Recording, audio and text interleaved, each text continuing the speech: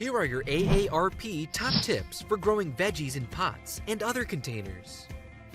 If you want to grow veggies at home, a container garden is a great option. Perfect for balconies and patios, potted veggies can be high yield and low maintenance. Here are 5 tips for growing healthy veggies in pots. Choose container-friendly plants. Compact, high-output tomatoes, like patio and cherry varieties, are great choices. Hot peppers also grow well in pots and can be bountiful. Salad greens grow quickly from seeds, and you can harvest tender leaves multiple times each season. Check your seed packets or a plant growing guide to find out when to plant based on where you live. Big pots are best. Larger plants need plenty of space for their roots and their fruits to grow. Containers should be at least 12 inches across for many plants. Make sure the pot has drainage holes in the bottom so your plant's roots don't mold. And use a quick-draining, soilless potting mix. Garden soil is too dense for pots. Sunlight and water are key. Most vegetables need at least 6 hours of sunlight per day. Place tomatoes and peppers in direct sun. Greens can handle part shade, especially in hot climates. Water evenly and regularly in the heat of summer. Some plants need water once or twice per day. A good test is to feel the soil about an inch below the surface. If it's dry, give your plants a drink. Support your plants. Taller plants like tomatoes and bell peppers need supports to stay upright. Sturdy tomato cages work well. Put them in place when you plant to avoid damaging the leaves. Garden stakes and wire ties can help support your peppers. Feed your plants. Potted veggies soak up the soil's nutrients. Use natural additives to keep your plants chemical-free. Liquid kelp and organic slow-release fertilizers are great veggie food. Follow instructions for your specific veggies and don't overfeed. Enjoy your delicious homegrown veggies. For more tips for your home, go to aarp.org/home-family. Hello, my name is Teresa Collins. I am an Executive Council member from AARP. AARP, a nonprofit, nonpartisan member organization, has been working to promote the health and well-being of older Americans for more than 60 years. AARP Illinois is proud to represent all 50 plus in Illinois and our 1.7 million members, and we thank you for the opportunity to be your wise friend and fierce defender. Our mission is to enhance the quality of life for all as we age, leading positive social change and delivering value to members through advocacy, service, and information. Did you know studies show gardening is considered exercise, with benefits that may include everything from stronger hands to healthier hearts and longer lives? One study found lower rates of stroke, heart attack, and early death among older gardeners, regardless of their other exercise habits. Gardening also can be a boon for the mind and a way to connect with other people. So sit back, relax, and enjoy today's educational virtual event.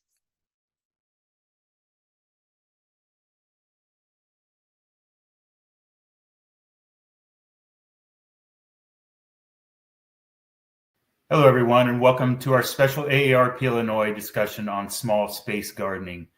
I'm Jeff Scott, Senior Associate State Director for AARP Illinois, and I'm thrilled to have with us a gardening expert, Gordon Voumard, Garden Specialist for Senior Services Plus in Alton, Illinois. Gordon, thank you so much for joining us today. Thank you, Jeff. Glad to be here. Great, and I'm going to jump right in with some questions, and we'll just go from there. So we're going to start with the basics. Location. So obviously we're talking about small space gardening, not large gardens. Not everybody has a big backyard. Doesn't mean that you can't grow a successful garden. But what are some of the key considerations when choosing a gardening spot in a small space? So definitely you need to think about the size of the plant that you're trying to grow. Things like lettuce can grow in up to, you might only need a square foot in order to make lettuce grow. But if you're growing something more like tomatoes, you're probably going to need more space than that, especially vertical space, so space above the pot itself. But other than that, the important things are really just sunlight. You need to make sure that certain plants need more access to sunlight, and so you need to make sure that whatever location you pick, preferably like a south-facing window, or if it's on a balcony, make sure that it's not obstructed for a certain amount of time a day, depending on the type of plant. Um, Other than that, especially with incoming weather, you'll need to think about if the location is going to be covered, if it's indoors, anything like that. You don't need to worry as much about rain specifically, but all just a lot of different factors that you can consider. But ultimately, the biggest thing is just thinking about what kind of plant you want to grow and how much space you'll need to do it. Gotcha. So is there anything specifically to avoid, or just try that and see what happens, sort of thing? Yeah, I mean, ultimately, the biggest thing to avoid is overthinking it. If you spend a lot of time trying to consider exactly what the ideal position is going to be for a plant, you've lost a lot of time to just experiment and find out what works best. Generally speaking, if the plant doesn't have enough sunlight, you're going to recognize pretty quickly that, I mean, it's drooping, it's not the right color, things like that. If it doesn't have, if its leaves aren't as green as they're really meant to be, or really green at all, then you'll start to notice that something's wrong. Okay. So we've got our space picked out. Let's go to, let's talk about what plants that you might want to grow in a smaller space. You've talked about lettuce already, but what are maybe some other ones? So if you only have a small amount of space available, obviously lettuce is a great choice just because of how small it can grow. But then you can also grow other roughage, things like spinach can be cut back to be any size you really want it to be. There are lots of herbs that are a great choice because a lot of herbs will only have vertical growth.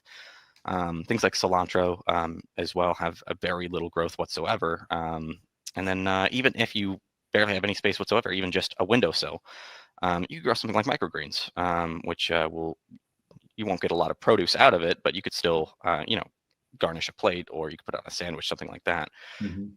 Depending on the amount of space you can have, you can grow anything from, again, something as small as microgreens to something as large as like determinate tomatoes. If you have just area on a porch, even if it's uncovered and has decent access to sunlight, then that will still work. So I would definitely recommend things like lettuce, cabbage, anything in the cabbage family, really. So broccoli, cauliflower, pak choi can sometimes be popular just because of how you can harvest it at different stages in its life, and it tastes wildly different, and you can kind of control how large it will grow. And then on the larger side, bush beans, even eggplant, tomatoes I mentioned as well. Yeah, realistically, if it's about the amount of space you have. So you can find something to grow in just about any amount of space. Right. So, okay, we've picked out some plants. We're getting ready to water. What are some of the things to keep in mind with, I guess, specific plants, maybe where your garden's at, that sort of thing? Yeah, so watering requirements can be different plant to plant, but in general, you'll see that as a plant matures, especially if you start with just putting seeds in some soil in a pot, then you'll notice that your plant needs, as it becomes more hardy, as it grows and matures, you don't need to water it as consistently, but you will need to water it more overall. So with younger plants, you want to make sure that you are just getting the top of the soil moist. You don't need to have your pot, dripping wet or anything like that after you're done watering. But as it grows older, it can be, between 1 and 3 days. Just pick a day to water. You often can even leave your plants for a week, although that's not always the best, especially if you have a significant amount of plants in a small amount of soil area. But something important to mention, especially for making watering work in small space gardening, is particularly if you're indoors or on a balcony or anywhere where you don't want water to overflow from the pot, is to ensure that whatever pot you're using or container, whatever you happen to be able to use, even if you have like a windowsill bed or anything like that, make sure that especially for pots, make sure that it has holes on the bottom so that water can filter out excess water, so you don't drown your plant.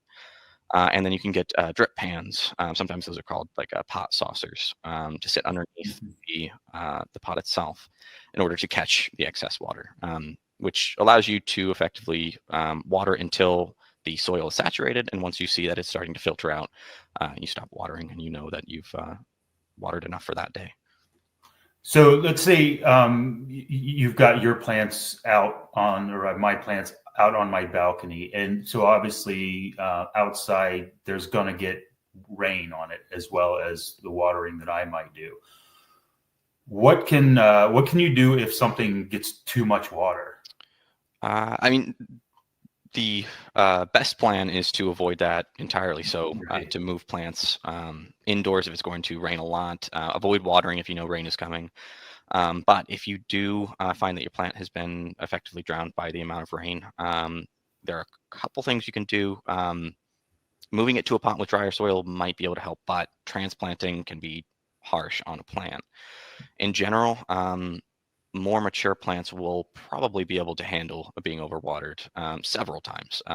In fact, generally just as long as you dry out that soil as quickly as possible, move it out of the rain, avoid watering for a while, it should be able to recover.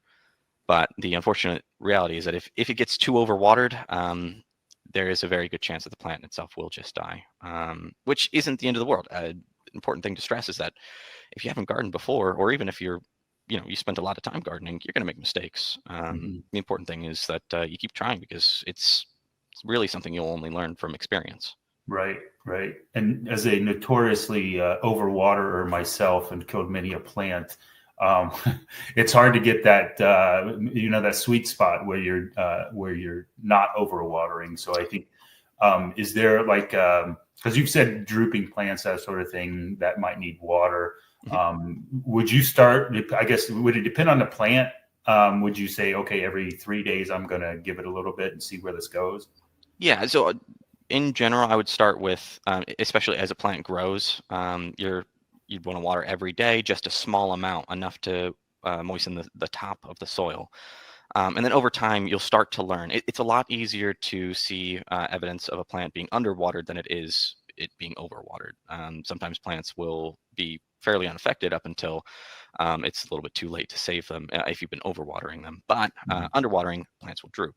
They'll make very clear that they haven't been watered enough. Obviously, there's an extreme there to where if you don't water at all for several weeks and then you take a look and it's withered, it's probably not something that you can save at that point. But you mentioned issues with overwatering. There are strategies you can do just to, if you know that you're going to just have a habit of overwatering, moving a plant into a larger pot than it really needs, so that there's more soil to absorb more moisture, and then you just water the same amount you were before, and that can help avoid a little bit of that. So sometimes it's just about finding what works for you. Right, that makes sense. All right, let's move to sunlight. Give us some help on, if you're going to get a lot of sunlight, maybe what kind of plants, can you shade a plant, I guess, if you can somehow figure that out? Yeah, so on the back of any seed packet, you'll find some information about the amount of sun the plant requires. Usually it's in full sun, partial sun, and full shade. There's also the term partial shade, but it's kind of used interchangeably. It's often used interchangeably with partial sun. So they're very similar terms. They just refer generally to the time in which you get the sunlight. So full sun is often used to refer to 6 or more hours of direct sunlight a day, whereas full shade is used to refer to 4 or less hours of direct sunlight a day, which it really, the only way to know for certain is to have an idea of where you're putting the plant and about how often you'll actually get direct sunlight. At that point, you're not worried about, maybe there's a lot of clouds pretty often. If you're in an area where it's cloudy, then there are only certain plants that are going to grow well. But in general, just thinking about where the sun is in the sky. So in the northern hemisphere, normally to the south, you want to think about how many hours a day there's direct line of sight between the location of the plant and the sun. And then partial shade and partial sun are anywhere between the 4 and 6 hours of direct sunlight a day. If most of that sunlight's in the morning, so if it were at an east-facing window and only receiving direct sunlight in the mornings, but it's still between 4 and 6 hours, that would usually be considered partial shade rather than partial sun. For the most part, those terms can be used interchangeably. So a plant that will do well in partial shade will almost certainly do well in partial sun. Right. Different plants require different amounts of sunlight. As I mentioned on the back of seed packets, it will often discuss the sunlight requirements. But a general rule of thumb is that if your plant is going to grow some kind of fruit, or a gourd, or a pumpkin of some variety, it probably needs more sunlight than something like lettuce or cabbage. That's just the actual produce is its leaves. Herbs as well are often they can be a toss-up, but will often do well in both circumstances. So a lot of plants that do well in partial sun or in full shade can still do pretty well in direct sun. Generally speaking, it's just more sunlight, the more options you have. Right. I'm going to ask a question that might be silly, but say I don't have access to put my plants outside, so I'm utilizing a window. Does the window glass have a shading, if it's not tinted at all or anything, but does that change the way I think about the sunlight coming in because it's coming through, filtered through a window, or does that matter? Probably, yes, but in effect, it won't have a significant impact. So I wouldn't worry tremendously about the glazing on the window or anything like that. Obviously, if it's tinted to the point that it's gray and dimmed out, like window tinting on a car, that could have a considerable impact. But if it's clear glass, even if it's UV shielded, it should still function as direct sunlight for you. Okay. All right. And okay, so we've picked out our crop, we've got our sunlight figured out, we've got our watering routine down. Throw out some, because I know you have a lot of helpful hints. Give us some helpful hints that maybe we've not talked about, or maybe, if you're new to this, you might not think about. So the biggest thing I can impress, and I mentioned a little bit before as well, is that do everything. Don't be afraid to make mistakes, because you will. I make mistakes all the time, and I've been doing it for quite a while. The only way you're going to learn lessons truly is to make a mistake and learn from that. But beyond that, things that a lot of folks might not think about, especially when you're starting out in gardening, but even if you have a lot of experience, is that some plants just grow better together. You'll hear it referred to a lot as companion planting, or like on a larger scale, it's polyculture. But companion planting can be a very useful way to utilize a small amount of space. So things like a lot of aromatics don't grow very well around other plants. So things like garlic, onion, aren't really ideal to grow indoors because they need a lot of soil. But if you were to have, say, basil is another aromatic. Certain plants don't like that, and certain plants really like that. Basil next to tomatoes is a pretty, I want to say, a match made in heaven, I guess. It's a very common pairing, just because basil can help repel mosquitoes and other pests that will prey on the tomatoes themselves. General rule of thumb, though, don't put anything in the cabbage family, the broccoli family, the brassicas. I'm not entirely certain on the pronunciation of that, but don't put anything in the broccoli family near other members of its own family there. So broccoli and cauliflower should be far apart, just because they share a lot of pests and they really attract those pests. So it's bad to keep them together. Other than that, important things to think about is some plants, when planted together, will have physical issues with each other. So if you have a taller plant being put in a pot with a small plant, so if you put tomatoes right next to lettuce, you got to think about the fact that lettuce is not going to get as much sunlight because of the tomatoes themselves. But sometimes you can find really good pairings that way as well. If you have pole beans and something like corn, which again is not great unless you have a lot of space to grow. Those pole beans could grow right up the corn stalk because they will have to be trained up there, which is something else to mention. Certain plants like cherry tomatoes, cucumbers, and obviously pole beans, peas as well, typically need to be trained, will have to be trained up a trellis or a pole of some variety. So you've probably seen them. They end up looking just like a crosshatch. So something that's just lines put together, sticking up. That's something a plant can be trained up. You can do this with just stakes in the ground with strings, or an actual like lattice, like a like chicken wire would work, where something will have to grow up there. Tomato cages are often used for cherry tomatoes, and actually like beefsteak, larger tomatoes. So something to think about is the physical requirements of the plants as well. Other than that, as far as tips, again, just to come back to make mistakes. It's easy to think that some things that, farmers have a lot of experience. Obviously, you need to be doing it your whole life to be able to be successful. Right. Not true at all. We all started from making really silly mistakes that we're all very, very embarrassed about thinking back. So it's the only way to get started is to just get to it. Like my overwatering.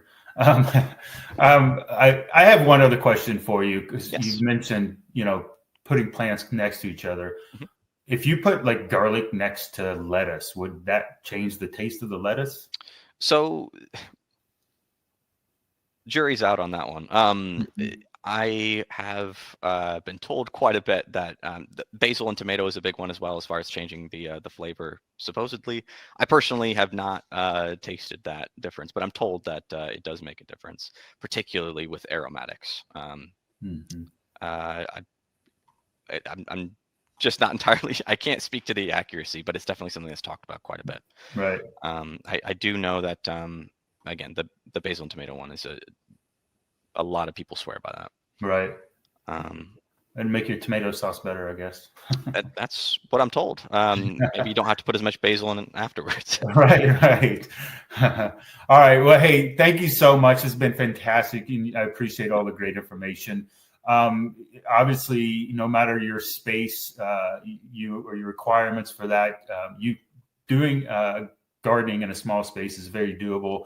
And I think obviously it would be rewarding as well. So I'm going to encourage people to take advantage of the space they have and give it a shot. And like Gordon said on here, don't be afraid to make mistakes. Have fun with it. And that's what it's all about. It should be an enjoyable experience for you. So Gordon, I'm going to give you some time to close for us. But thank you so much again for bringing all your great tips and helpful hints and expertise to us today. And go ahead and give us some parting words. I've harped on it a lot, but again, please go out there, just give it a shot. Gardening is something that's very near and dear to my heart. I've spent a lot of my younger life believing that just everyone had the same opportunity to get out in the field and just experiment with gardening and farming on a larger scale, which, pretty silly thing for me to have believed. I'm looking back on it now. I spent a lot of my life wishing that I could give the same experiences I had growing up to as many people as possible. There aren't words I can use to express how meaningful it can be to just be able to see how easy it can be to grow something from just a seed in the ground, a seed in a pot.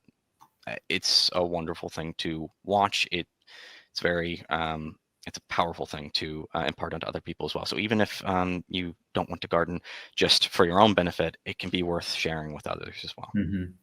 Well, if that doesn't inspire you to start gardening, I don't know what will. Thank you so much. And well said. Thank you for all the hints and helpful tips. And to our audience, thank you for tuning in.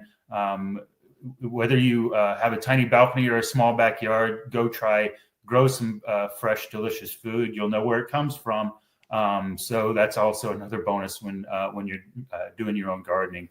Hope you enjoyed today's conversation. If you're looking for more conversations like this or activities with AARP, just go to our website. It's states.aarp.org/Illinois.